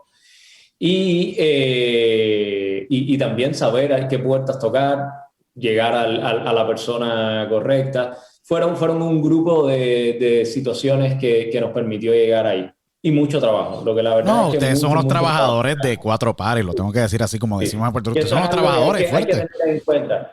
Hay que esforzarse y hay que tocar puertas y hay que trabajar y hay que buscar todo el tiempo, shapear tu producto de la mejor manera, hacer un buen EPK, es hacer muchas gestiones para lograr llegar a esas puertas, porque eso es la industria, o sea, ese es el edificio y por suerte logramos entrar, al menos estamos ahí en el primer piso. No, y no tan solo eso, sino que yo sé que los agentes y los contactos en esta industria que se ve grandísima, pero es pequeñita a niveles de relaciones. Tú tienes los CIA del mundo, los WME, los United Talent Agencies, todas estas empresas que técnicamente han tratado de monopolizar o han monopolizado relaciones, que yo encuentro que yo soy un tipo que a mí me encanta que haya libertad en el mercado para que la gente pueda trabajar y puedan tener las mismas reuniones. ¿Qué pasa? Que ustedes tuvieron la valentía, como yo he hecho en los proyectos míos en música, para un contrato de publishing, un contrato disquero, un contrato de distribución, porque hay similitudes en ambas industrias, sea la música, sea cinematografía, sea cine, o cortometrajes, o mediometrajes, o todo lo que sea.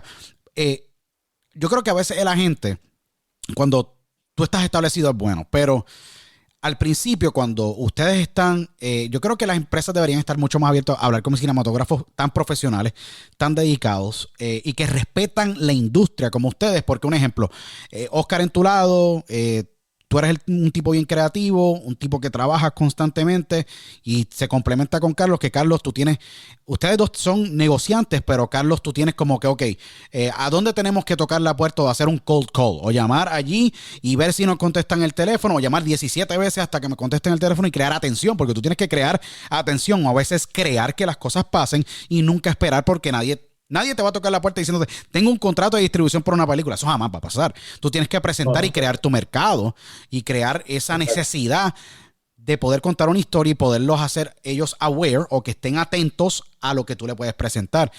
Y eso es la clave. Y yo creo que con el precedente de que ustedes tenían una función en Miami Film Festival, luego hacen el Los Ángeles Latino Film Festival, que es la LIF, muy famoso, creado por Edward James Olmos hace muchísimos años atrás, y poder pensar fuera de la caja. Yo digo que eso también es algo que yo he visto a través de los años con grandes amigos cubanos que tengo. Ustedes son outside the box thinkers, debido a que ustedes no pueden pensar tradicional porque no es la manera muchas veces para poder crear impacto o crear resultados rápido o inmediato, o si tú tienes una meta, pues poder llegar lo más rápido posible a ella y que se ejecute todo como se tiene que ejecutar.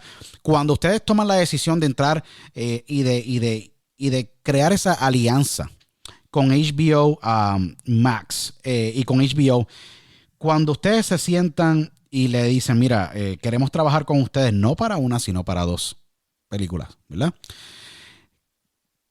¿Qué les pasa por la mente cuando todas esas conversaciones se concretan y te llegan en un papel? Ese papel, pasan los días, pasan las horas, te llega ese acuerdo. Es bien nerve-wracking, los nervios, y se te mete toda esa adrenalina por dentro que tú dices que no sabemos qué vamos a hacer cuando llegue, pero te llega. Y ustedes dos me imagino que estaban juntos y se miran a la cara y miran ese acuerdo y se acuerdan para atrás todos esos retos, todas esas noches con las 3 lámparas de jardín, luces de jardín, esa pequeña camarita, esos sueños y ustedes esperando ese momento. ¿Cómo fue ese momento y cómo ustedes lo pudieron procesar? Porque yo sé que tienen que haber emociones, aunque ustedes dicen, no, estos son 2 películas y vamos a seguir haciendo más, pero tiene que haber un momento en ese proceso cuando ustedes le ponen en las manos a HBO The Last Rafter, El Último Balsero, esta tremenda película de ustedes. Tiene que haber un momento en que ustedes tienen que mirar hacia atrás y me imagino que se le deben parar. A mí se me paran los pelos de pensarlo, deben decir, wow, luchamos tanto y mira, vamos por el camino que queremos. ¿Cómo fue ese momento para ti, Carlos? ¿Cómo fue ese momento para ti, Oscar? Tiene que ser un momento muy especial en la vida de ustedes como profesionales en este país con una película como la que ustedes crearon. Bueno, cuando me imagino un bateador que está en el 9º inning y su equipo está perdiendo, pero tiene 2 bases y sabe que si batea y entran las 2, gana. Ese hombre cuando batea y gana, yo creo que en ese momento tú no te das cuenta, la gente aplaude y tal, y tú no te das cuenta de lo que lograste. Tú hasta días después, correcto, y seguro. Y y después un poco, de hecho, probablemente no ese día, probablemente 3 días después tú dices, contra.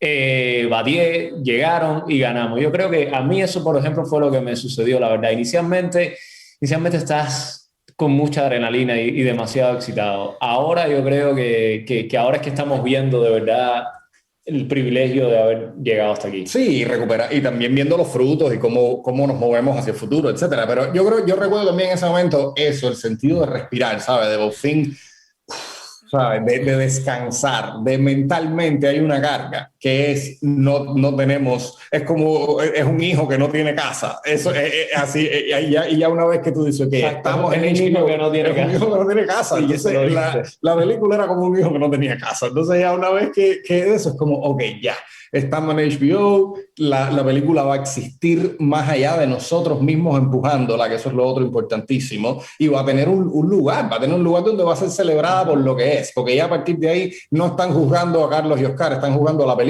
que está en HBO y que la ve muchísima gente, la plataforma, la manera de llegar, el respeto que tiene HBO, el track record que tiene HBO. Pero más allá de todo eso, te digo, yo lidio mucho con el imposter syndrome, con el síntoma del impostor, de verdad, o sea, el impostor. Y una de las cosas lindas fue que, y cuando hablamos de la dinámica, pensé esto hace un rato, cuando tú decías de lo de la venta o lo que sea, o del correo electrónico, o sea, yo creo, y eso no, a lo mejor nos pasa a los dos, yo me creo menos impostor cuando Oscar de verdad me dice, esto está bueno y esto quedó bien. Porque uno, ¿sabes? No hay nadie más sincero que él y cuando no está bien o cuando estamos, oye, esto no va por aquí, no, como que uno al otro nos complementamos de esa manera y hace que uno se sienta menos, mira, no lo voy a lograr, o menos, ¿qué estamos haciendo? O estamos perdidos, ¿no? Entonces, ese momento fue así como, oye, de verdad que valió la pena y que uno sin el otro nunca lo hubiese logrado, ¿sabes? Como, y yo sin él no lo hubiese logrado. A lo mejor tú sin mí no, pero no, pero es que de verdad es eso, sí. Es como decir, es la reafirmación de por lo que apostamos y ese sentimiento de vamos a hacerlo juntos es lo que realmente al final pays off, ¿sabes? O sea, ese es el camino, es la confirmación de que vamos por el camino correcto.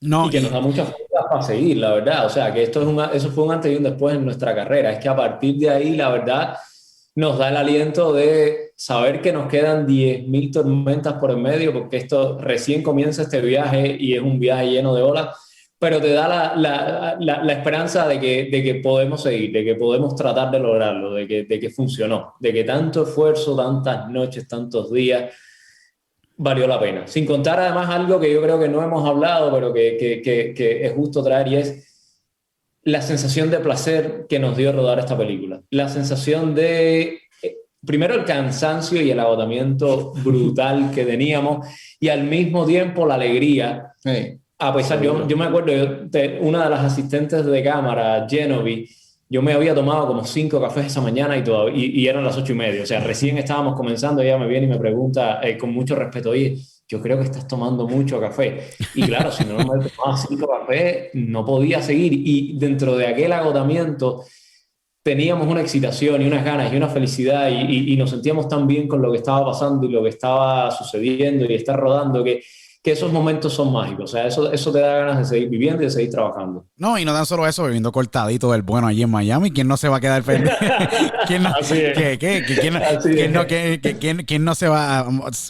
Es que es una experiencia cool. El café cubano para mí es el favorito, obviamente. Eso es una droga, como yo le digo, una droga. Lo es, la verdad. Es una droga, pero es espectacular. Pero ese proceso, el ustedes disfrutárselo y poderlo vivir juntos desde que ustedes, o sea, tenían 14 años. Debe ser, es que yo lo miro en la perspectiva desde afuera y yo digo, wow, tú sabes que tú poder más de 15 años ser amigo, hermano de este ser humano que la vida los une a ustedes y salir de Cuba, salir bajo todas estas circunstancias del régimen comunista y ustedes empezar allá en Cuba, traer el central y poder todavía hoy en esta entrevista 2021 ustedes los dos seguir juntos trabajando, siendo esos partners, siendo esos colegas a niveles creativos, debe ser súper gratificante, aunque yo sé que para ustedes ya es normal, pero debe ser bien emocionante porque tú dices, wow, nos faltan todavía 50, 60 años a hacer más contenido y nosotros empezamos allá. Y es un proceso que yo creo que en algún momento ustedes tendrán que contar su historia, posiblemente cinematográficamente, la de ustedes, porque es una historia muy inspiradora. Es una historia que inspira a cualquiera.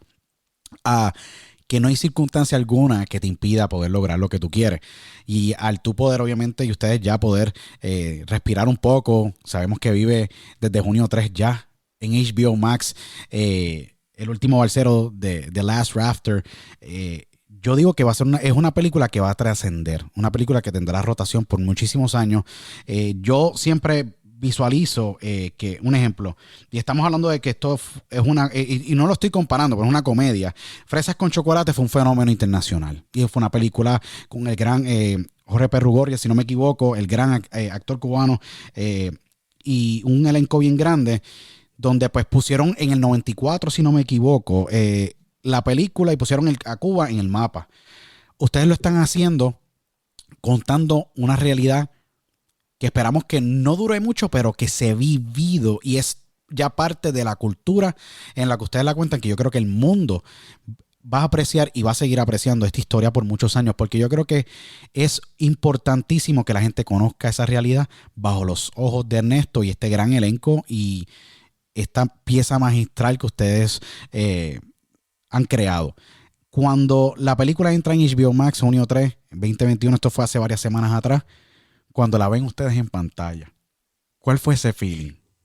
Ahí nos creímos que ya digamos, sí, realmente está, porque además uno no se lo cree hasta que ese día tú no la ves ahí. Tú te crees que algo puede pasar, lo que sea. O sea, realmente este sueño se hace realidad en el momento en el que esa película aparece con el logo de HBO delante y empieza y dura 1 hora y media y llega hasta el final. Sí, ahí sí. Sí, no, y fue muy lindo, finalmente poderle decir a todo el mundo está en HBO, pues también lo supimos pero no lo podíamos decir, o sea, estábamos todavía esperando para poder empezar la campaña de publicidad de la salida de la película. Entonces ya el poderlo decir, el que todo el mundo lo pueda ver desde cualquier lugar en Estados Unidos. Y bueno, que tampoco, o sea, estamos empezando con HBO, pero nos vamos a Latinoamérica y a Europa y seguiremos en el resto del mundo también. Sí, esos son los planes, poder distribuir en el resto de los territorios. Porque HBO Max adquiere la película y la muestra en Estados Unidos, pero todavía tenemos una ronda larguísima por hacer con esta película en Europa, en América, en Asia, en África, o sea, queremos movernos todavía más. Eso es lo bueno de la película, que tiene mucha vida. Ustedes me imagino que el próximo año y medio le van a estampar ese pasaporte en muchos sitios, ya que pues gracias a Dios la economía está abriendo, hay un sinnúmero de países ya que están normalizando, las salas de cine en Estados Unidos están abiertas ya, y un sinnúmero de países más. Es bien gratificante y es bien cool verlos a ustedes crecer y que el Central continúe produciendo contenido y ver la película en HBO, no tan solo en esa parte, sino de que va a vivir por siempre. Yo creo que debe ser algo muy... para mí, como consumidor de la película, es sumamente esencial e importante debido a que esta historia nunca va a caducar. Y esas historias siempre van a resonar con cualquier persona en las circunstancias que esté viviendo. Yo creo que Ernesto es todos nosotros en algún momento en la vida. Y yo creo que ese es uno de los takeaways más grandes de la gran película El Último Balsero, el Last Rafter, porque Ernesto está en cada uno de nosotros dependiendo, no tan solo en las circunstancias de Cuba, sino en lo que nos enfrenta a la vida. Y yo creo que eso es lo más importante de la película, ese mensaje de que nunca nos podemos quitar, como ustedes nunca se quitaron. Yo creo que Ernesto es Carlos, es Oscar, es Luis, es todo el mundo que está escuchándonos allá afuera. Hay un Ernesto en cada vecindario, en cada miembro de la familia. Y yo creo que ahí es donde trasciende esta película a niveles sumamente gigantescos. ¿Qué otros proyectos ustedes tienen en el tintero? Sé que tienen una película con HBO, otra próxima película en HBO que es parte de su acuerdo y los felicito grandemente. Sé que tienen otras ideas más, sea cortometrajes, mediometrajes, largometrajes, con otras plataformas. Ustedes son independientes, que es lo más bello del mundo, no están atados a acuerdos que los limitan creativamente. Ustedes son unos tipazos, ¿me entiendes?, que están abriendo puertas para muchos latinos, muchos cubanos y muchísimos jóvenes que nos escuchan. ¿Qué podemos esperar de Oscar y Carlos en el Central? Yo diría, antes de salir del Balsero, yo quisiera apuntar algo, porque la verdad sería justo, y es una entrevista tan bonita como esta que nos has hecho, sería una muy buena plataforma para agradecerle primero a todo el equipo de trabajo grandísimo que nos apoyó en esta película, y no solo al equipo de trabajo, sino a también todos esos clientes que le han dado trabajo al Central Producciones y que saben que estamos haciendo este proyecto y que tienen la paciencia de, aunque nos contratan en proyectos que son comerciales, saber que estamos trabajando y que apoyan eso y que también esperaban ver esa película en HBO. No solamente el crew, sino también toda aquella gente que nos contrata y que sabe que no solo hacemos los trabajos comerciales, sino que también queremos hacer otra cosa y que también nos apoyan, porque tuvimos muchos amigos que al mismo tiempo que nos contratan nos apoyaron con esta película y que fueron parte de esta película. Entonces sería justo agradecerles a todos. Y sí, estamos con un nuevo proyecto, todavía no tenemos una plataforma de distribución segura para él, pero es un proyecto que viene de Broadway, que nos tiene muy ilusionados, de 2 productores de Broadway. Cuéntale, Cali. Nada, se llama Borrowed y es una película que viene de una obra de teatro. Dos actores y una locación es la premisa de la obra, y nosotros estamos honrando eso, pero llevándolo a un lenguaje cinematográfico.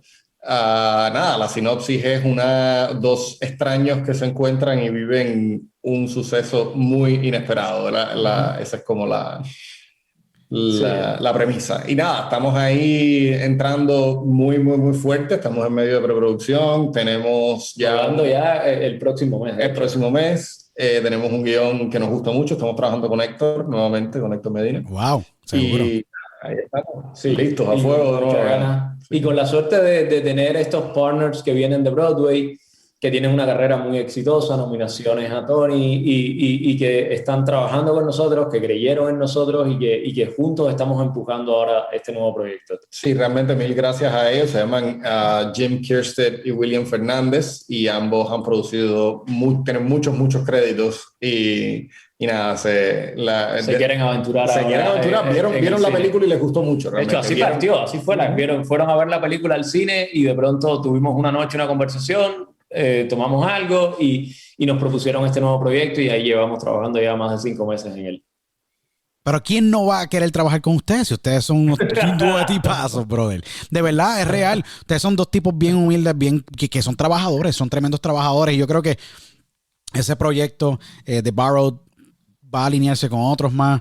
Yo creo que todavía nuestra cultura todavía no ha visto suficientes musicales o adaptaciones de Broadway en lo que es la pantalla grande, y hay muchos proyectos adicionales que ustedes van a trabajar. Yo sé que previamente, y lo menciono porque es parte de esa gran historia de ustedes, en el año 2013, Carlos trabajó La Isla de Corcho, y yo creo que hay mucho espacio. Yo digo que y lo digo abiertamente porque los cortos son algo sumamente importante, porque mantienen la esencia del tiempo para las personas que no les gusta consumir un largometraje por cuestiones de tiempo, pero te llevan la historia en ese espacio corto, y creo que hay mucha vida en esa área. Creo que es un mercado que yo creo que ustedes han trabajado previamente muy bien, y tienen muchos cortos en sus créditos, que yo creo que es algo que para nuestra generación, que existe todo lo que es el TikTok, el YouTube y todas estas plataformas que están allá afuera, yo creo que los cortos van a ganar un buen espacio, y es un área donde pues hay mucha expansión, mucho crecimiento, al igual que los largometrajes que ustedes están trabajando, y los mediometrajes, que actualmente nadie, yo creo, que está atendiendo esa área, esa necesidad de posiblemente 1 hora de 20, 1 hora y 15, contar esa historia.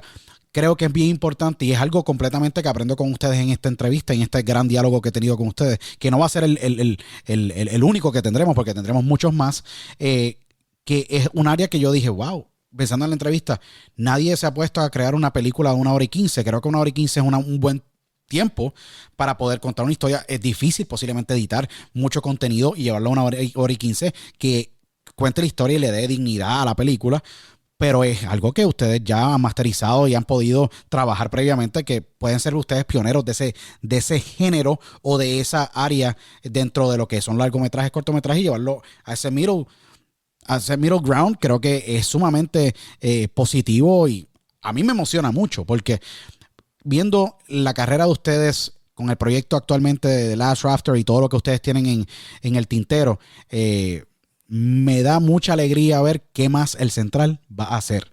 Y yo creo que todos los que nos están escuchando, creo que deben estar bien pendientes de lo que el gran Carlos y Oscar van a lograr con el Central en los próximos años que ustedes estén trabajando y creando todo este contenido, porque la carrera apenas comienza. Ahora esto se pone bueno, como yo digo, con estas alianzas que ustedes están creando. ¿Qué más le falta por lograr? ¿Qué hay en el bucket list de Carlos Betancourt y de Oscar a niveles de cinematografía? ¿Qué les falta? ¿Les falta mucho? Pero ¿qué historias les faltan a ustedes por contar? Sin soltar mucha prenda suelta aquí, para que obviamente no se liquide nada, pero ¿qué más les falta por contar? Adicional de documentales, cortometrajes, ¿qué más? Yo creo que este reto nuevo que nos está trayendo el universo, además, porque nosotros realmente, te digo, somos de planear muchas cosas, pero somos de adaptarnos a lo que la vida nos trae, porque cuando tú no traes un background grande ¿sabes? Tú no tienes un hedge fund atrás, tú no tampoco te puedes poner Correcto, seguro. A inventar. Si no, te tiran un proyecto, vamos a cogerlo porque es lo que hay ahora. Exacto. En este caso, ¿qué está pasando? Que se nos está viendo 4 proyectos en la pandemia y el quinto es el que vino de sorpresa. Y sale de sorpresa, pero por otro lado nos abre un camino a esta combinación de teatro y cine, que incluso proyectos que estábamos desarrollando durante la pandemia y nunca pensamos que podían funcionar en el teatro, ahora decimos son perfectos para salir en teatro y cine a la vez. Y esta historia, que de hecho es una historia pequeña, que aunque viene de Broadway, no es un musical, que es lo que todo el mundo esperaría, y es todo lo contrario, es un thriller. Eso sí me emociona a mí, que no es musical y es en Broadway. Eso que no es un musical y en Broadway. Eso a mí me emociona, porque yo creo que hay gente que le gustan los musicales. A mí me gustan los musicales dependiendo, obviamente. In the Heights es espectacular. Lin-Manuel es un genio a niveles de cómo cuenta la historia, pero hay una gran audiencia de Broadway que no quiere ver un musical y quiere ver una historia posiblemente seria. Puede ser comedia, puede ser un drama, puede ser puede ser misterio, y llevarlo de Broadway a cine o de cine a Broadway. Creo que como quiera la fórmula, sí, que la fórmula es increíble, e inclusive posiblemente The Last Rafter puede llegar a Broadway y sería para mí impresionante, único y espectacular, porque yo creo que Broadway expone a muchos turistas en Estados Unidos, no tan solo en Nueva York, pero luego se van fuera del circuito alrededor de Estados Unidos a hacer una gira, y creo que la historia del Last Rafter puede vivir en el teatro también, ya que es una historia que tiene que ser contada. Por eso es que cuando yo la vi, yo dije, esta historia necesita ser contada, pero no por 3-4 meses. Tiene que ser contada permanentemente, porque muchas veces, y en la generación actualmente que vivimos, estas son expresiones mías, yo digo que escuchar las palabras socialismo, comunismo, a mí me da miedo. Y lo digo porque pues no viví bajo esas circunstancias, no he vivido, y ustedes atesoran la libertad y han podido en la libertad y en Estados Unidos poder crear esta preciosa obra maestra, honrando a sus hermanos cubanos y a todo inmigrante en el mundo. Pero es contada porque yo digo, la gente tiene que apreciar lo que tenemos, apreciar esta libertad, apreciar esta democracia, apreciar la libertad de poder expresarnos o poder crear trabajos como este. Y yo creo que por eso es que yo digo que posiblemente, y yo creo que debería entrar a teatro, Last Rafter, El último balsero, sea en inglés y en español, no importa, porque creo que tiene que ser contada y la gente tiene que conocer de esa historia para que posiblemente se miren y digan, ¿sabes qué? Posiblemente estábamos esta mañana pensando que estábamos sumamente mal, pero no estamos tan mal y creo que estamos bien. Y ahora es ver cómo podemos mejorar. Y yo creo que hay que valorar esa historia del Last Rafter que ustedes crearon. A mí me hace mucho valorar donde vivo, lo que tengo, mi familia, mis hijos, mi esposa, al igual que ustedes valoran todo lo que está pasando. Por eso es que yo digo que Last Rafter puede tener una historia impresionante también en el teatro. Gracias. Ojalá. Vamos a ver. De momento estamos sacando esta historia Borrow con muchas ganas, la verdad, poniéndole mucho sentimiento, mucha sinceridad y mucho esfuerzo. Es lo que hacemos. Y en el bucket list eso, o sea, es esa combinación de teatro-cine puede ser muy linda para el futuro y Borrow puede justamente ser el puente a eso. Así es. Una de las últimas preguntas que le quiero hacer a ustedes, porque ha sido un diálogo histórico increíble para nosotros. Hemos tenido grandes celebridades, pero yo me disfruto este tipo de diálogo porque conocemos a dos directores con increíbles como ustedes, Carlos y Oscar, pero una de las cosas que a mí siempre me ha fascinado de cine es cuando ustedes están montando la película, cómo ustedes escogen la música. La música es bien importante para la ambientación y poderle llevar ese mensaje, posiblemente entrar en la fibra neurológica del ser humano y esa fibra que recibimos cuando estamos viendo la película y poder posiblemente llevar ese mensaje y darle ese twist necesario para que el público responda o que impacte lo que estamos viendo. Siendo ustedes directores, tú editor, Carlos, de esta gran película, ¿cómo es que ustedes deciden escoger la música que le aplica a cada escena o la aplica al largometraje? Un ejemplo, a Last Rafter en esta circunstancia, ¿cómo ustedes deciden escoger esa música y adaptarla para que el mensaje y para que la historia se le dé la formalidad?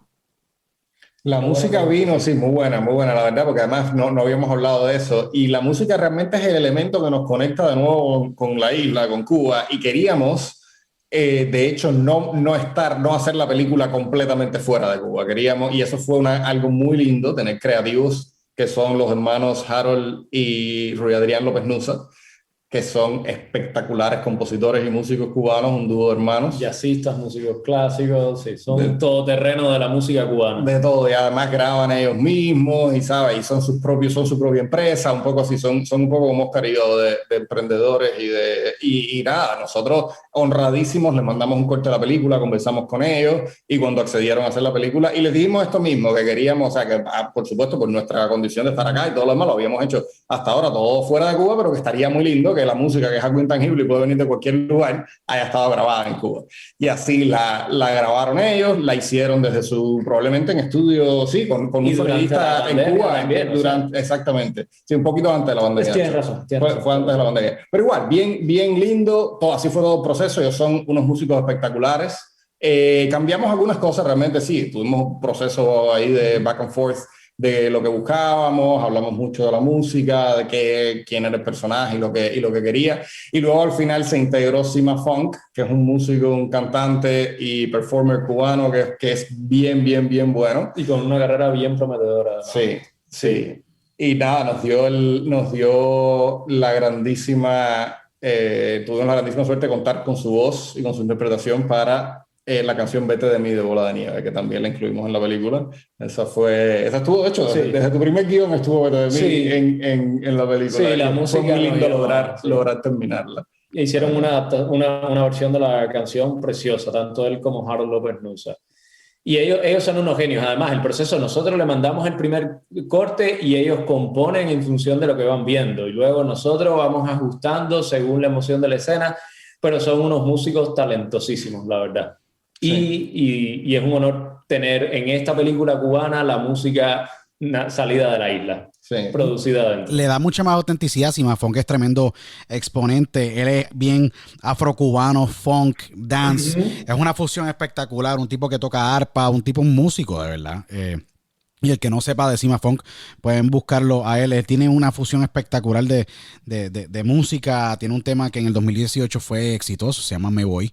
Sé muy bien de la carrera de Sima Funk y de un sinnúmero de otros artistas cubanos. Y es cool que ustedes traigan un artista como este adicional para complementar esa fórmula y poder crear musicalmente también la historia que complementa y le da esa vida a veces cuando pues la escena está en silencio cuando la están grabando, pero musicalizar una película son, como yo digo, son otros $20, son otros 20 pesos, porque tú tienes que escoger qué va y qué no va.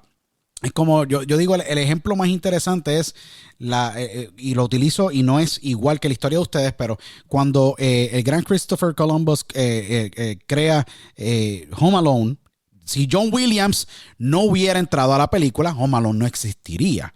Y es muy clave lo que ustedes utilizaron y la mentalidad para decir, ¿sabes qué? Queremos que la música, como es intangible, traerla de Cuba, traer la esencia para tangibilizar esa música en nuestra obra maestra o nuestra película de El Último Balsero, y así tangibilizar ese sentimiento de escena y poderle dar el color necesario, adicional de todo lo que ustedes trabajaron. So que es sumamente magnífico el trabajo que ustedes han hecho. Yo personalmente, para mí, yo me siento muy honrado que ustedes estén dialogando conmigo hoy y que saben que esta es su casa.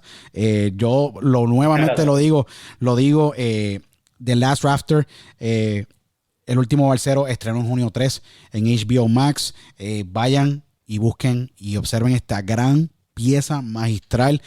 Yo la vi y me dejó pensando, me dejó pensando por 48 horas sin parar sobre muchas de las cosas que se ven en la película, debido a que hay muchos temas importantes que dialogar, pero se trabajan de una manera tan artísticamente correcta que yo creo que no no deja ninguna prenda suelta. La historia está bien clara, no hay ninguna opinión de los directores, mantienen una imparcialidad espectacular, que creo que ahí es que está también una de las claves importantes que ustedes dos, siendo directores de esta película, el gran Carlos Rafael Betancur y Oscar Ernesto Ortega, presentan en esta película, debido a que todo está para que uno procese la información, observe esta gran película, pero también te ponga en perspectiva a pensar sobre que muchos de nosotros somos Ernesto, que muchos de nosotros a veces miramos las perspectivas de un solo lado cuando otros la han tenido peor, y es un tema muy vigente que sabemos que va a resonar no tan solo con la cultura cubana, con el puertorriqueño, con el ecuatoriano, con el chileno, con el argentino, con el mexicano, con el centroamericano, con cualquier inmigrante. Yo creo que resuena con el mundo entero.